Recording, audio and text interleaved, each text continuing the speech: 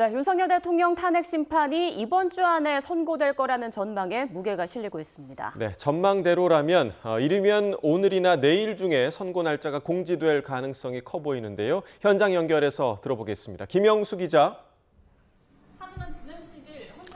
네, 헌법재판소입니다. 네, 무엇보다 선고 날짜가 언제 공지될지 관심인데요. 오늘이 될 수도 있을까요?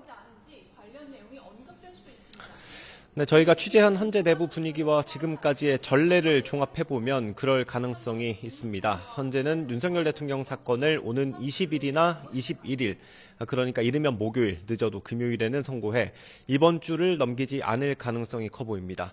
이미 역대 대통령 사건 가운데 가장 오래 심리를 이어온 데다 사회적으로 혼란이 커지고 있다는 것도 이 분석에 힘을 싣고 있습니다. 전례를 보면 이틀이나 사흘 전에는 공지됐었기 때문에 빠르면 오늘 선고 날짜가 나올 수 있다는 분석이 나옵니다. 반대로 내일까지 선고일이 공지되지 않으면 윤 대통령 사건은 다음 주까지 조금 더 지켜봐야 하는 상황이 될 것 같습니다.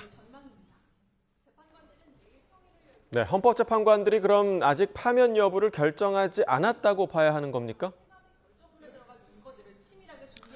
네, 현재까지 파악된 바로는 재판관들의 의견이 공유되지는 않은 상황입니다. 재판관들이 탄핵 인용이나 기각, 각하 같은 최종 의견을 내는 걸 평결이라고 부르는데 아직 이 단계까지는 거치지 않은 걸로 보입니다. 다만 평결을 꼭 맞춰야만 선고 날짜가 결정되는 건 아닙니다.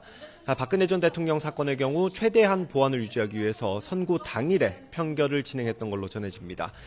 이번에도 비슷하게 진행할 가능성을 배제하기 어렵습니다. 재판관들의 평의는 오늘도 이어질 예정입니다. 네, 박성재 법무부 장관 탄핵 심판은 오늘 첫 변론이 진행되죠.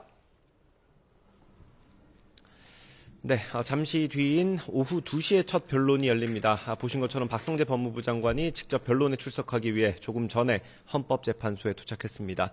박 장관은 취재진과 만나서 다수결의 원칙을 악용한 다수당의 탄핵소추권 남용에 대해 헌재가 제어할 거라고 믿는다 이렇게 말했습니다. 박 장관은 계엄 선포에 암묵적으로 동의하고 계엄 이후 이른바 안가회동을 한 의혹으로 탄핵 소추됐습니다.